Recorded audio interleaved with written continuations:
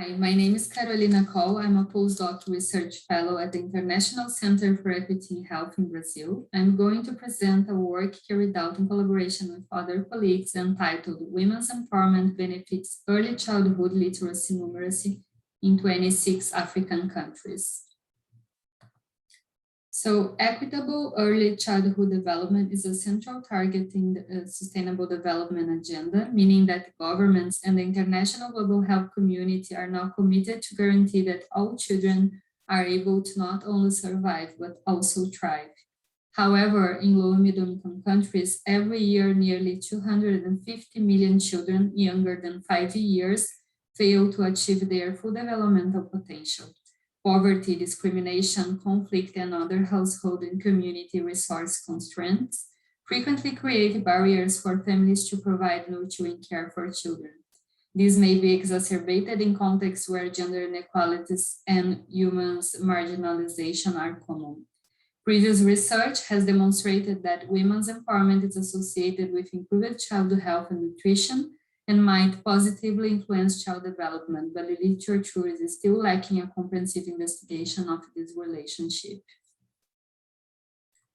With this in mind, our studies investigates whether mother's empowerment is associated with children, early childhood development using data from 26 African countries. To conduct our analysis, use data from demographic and health surveys and multiple indicator cluster surveys ranged from 2010 to 2018. Our sample comprised 84,532 children and their mothers or primary caregivers. Early childhood development, our outcome was assessed using the Early Childhood Development Index developed by UNICEF, which is composed of 10 questions and allows to assess the development of children in 4 different domains: literacy, numeracy, physical, social, emotional, and learning.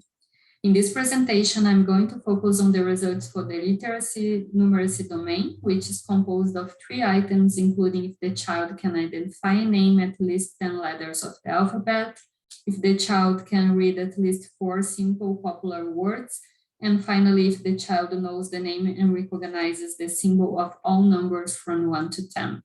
The child is considered on track in this domain if at least 2 of these 3 items are achieved.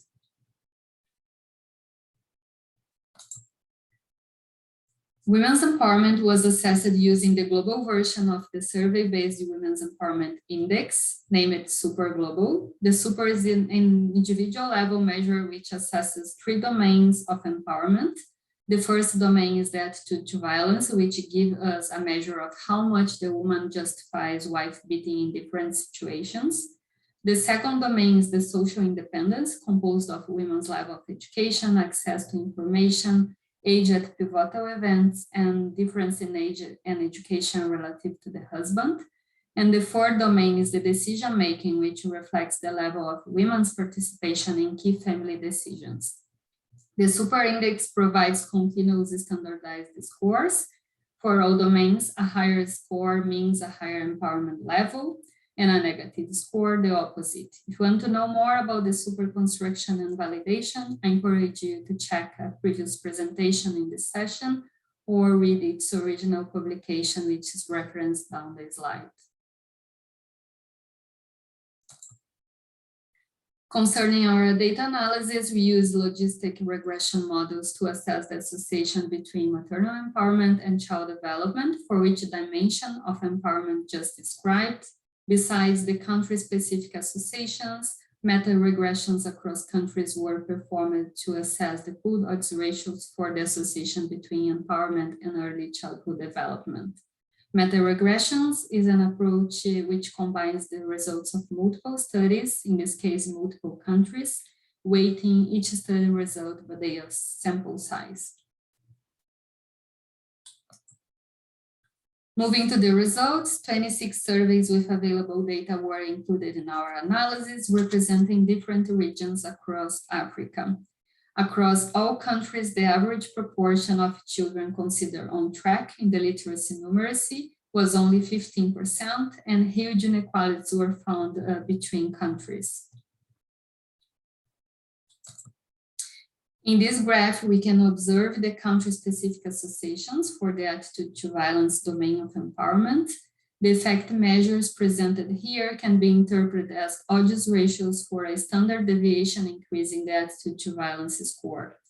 So looking at the graph as a whole, it's possible to observe associations were positive, meaning that a higher empowerment score was linked to a greater likelihood of children being on track.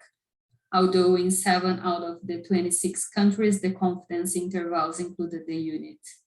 Highlighted in red down the graph, we can also see the pooled effect size, and overall the odds of a child being on track in literacy numeracy increased by 34%, with a 1 standard deviation increase in the scores of attitude to violence. For the social independence domain, the overall odds of a child being on track in literacy numeracy increased by 88%, with a 1 standard deviation increasing the empowerment score. All countries presented positive associations between moderate social independence and literacy numeracy, except for São Tomé and Príncipe, and the odds ratios were greater than 2 in 7 out of the 26 countries. Finally, we have the forest plot for the decision-making domain. Although fewer countries had available information, significant positive associations were found for most countries, with Cameroon presenting the highest odds ratio. The pooled effect size indicated that overall the odds of a child being on track in literacy numeracy increased by 34%.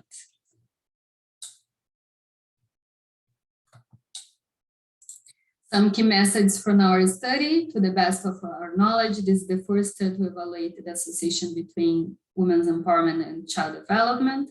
We found that mother's empowerment was positively associated with literacy numeracy among children younger than 5 years, and with a greater effect size observed for the social independence domain.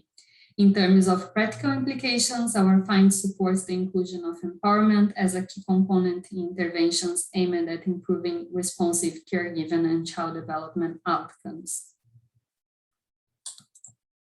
You can check the full set of results, including those for the other child development domains, in the full paper, which is now published at the Journal of Global Health, and for which the link is provided here. And to conclude, I would like to acknowledge our funders, the other authors involved in this work, and here is my contact information. Thank you for watching.